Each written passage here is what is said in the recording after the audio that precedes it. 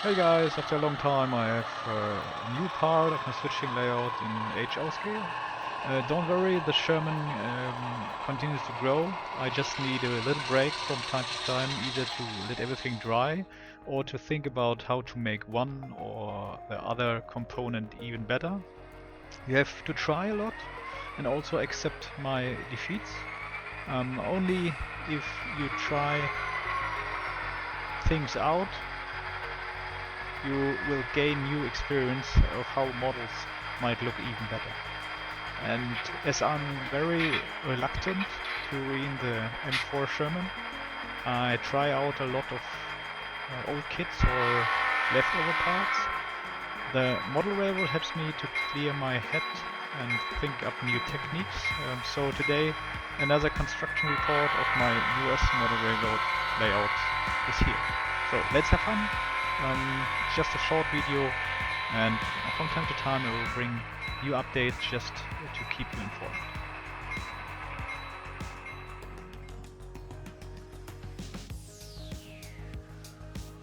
After changing the track plan several times, here's the current planning status.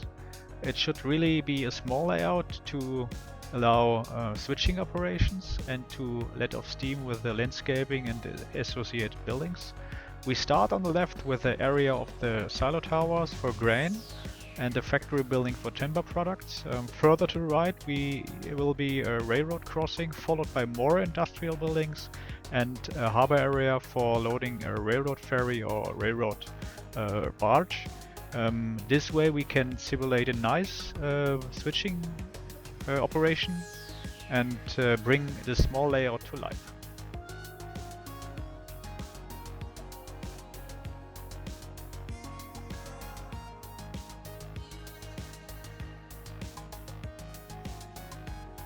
Now I would show you a simple variant, a technique on how to weather this container in just a few steps.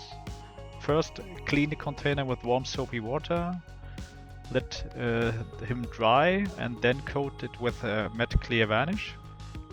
After that, use AK711 chipping color. I don't know if it's still available on market, but it's from my opinion very old, maybe 5-6 years, but it's the best chipping color I've ever seen. Use a piece of sponge to apply rust and chip paint. Emphasize the corners and edges in particular and slowly building up the degree of weathering step by step.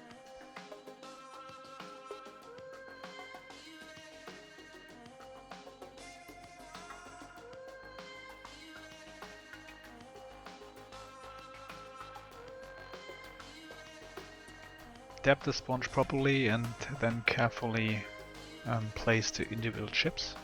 It is the best to work with tweezers and new paint regularly.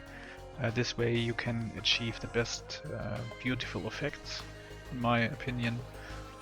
Then leave everything to dry properly, at least 6 hours I would say, and after that you can continue with the next steps.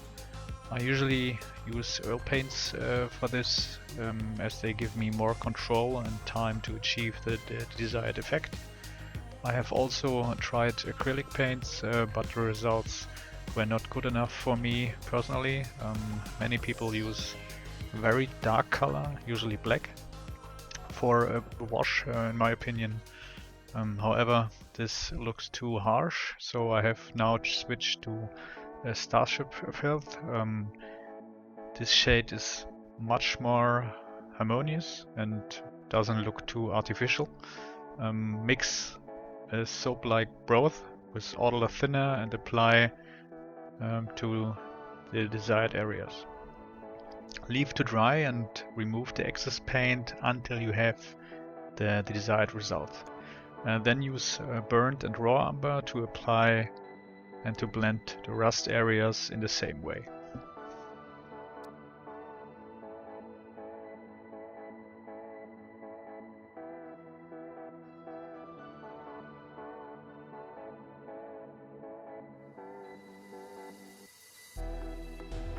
After that you must allow the whole thing to dry well for at least 2 days, otherwise you may end up with the oil paint on your fingers again, when you touch it, and that's not that good. So let it dry and everything will be fine.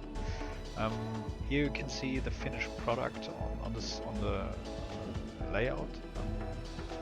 Also a short driving video with sound before we move on to the next step, which is a static grass application.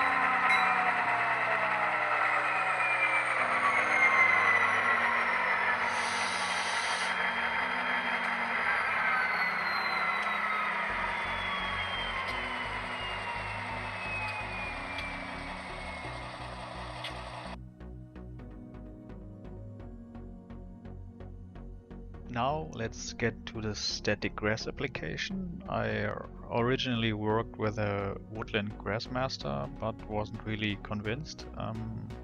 The thing did its job, but not with the result I had hoped for.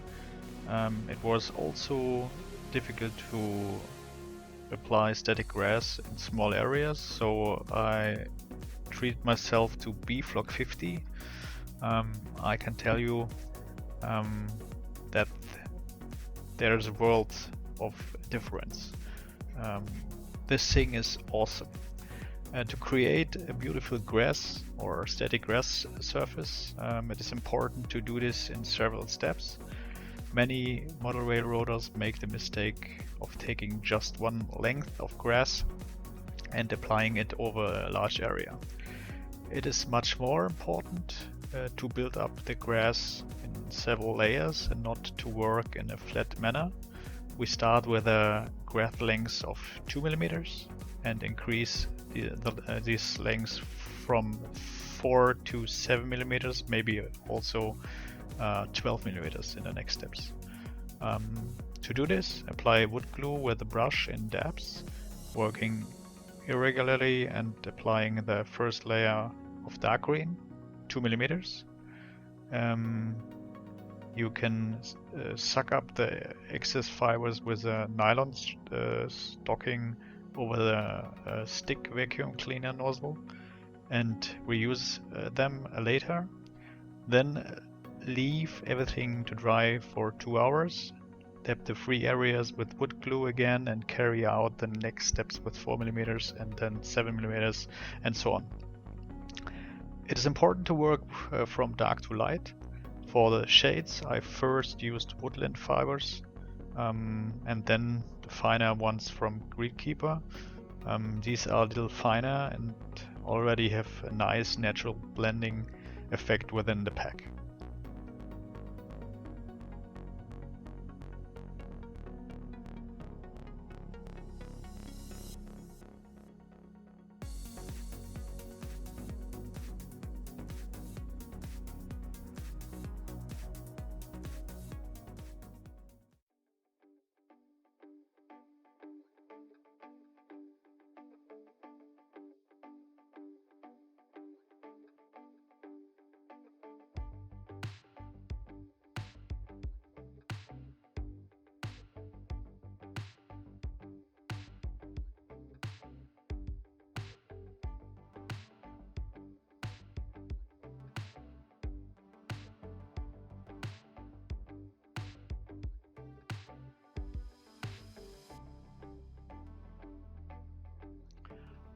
once you're happy with the result, you need to add more volume to the area. I used bush material from Wellbrink Scenic and positioned individual bushes on the grass area. Tear out small pieces with tweezers, dip them in white glue and place them where you want them. It's important to build up and model these areas too. Match the color tones to the grass, choose the appropriate season and create a really beautiful grass landscape. In the next step, you can recreate flower meadows or add more variety to the surface by applying spray adhesive and colored turf.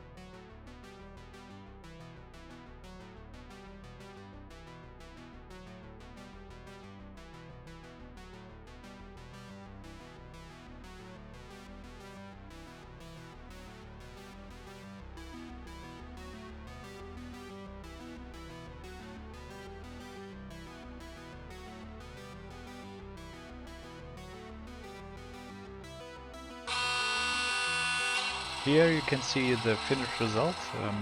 In my opinion, beautiful grass, beautiful scenery. That's it for today.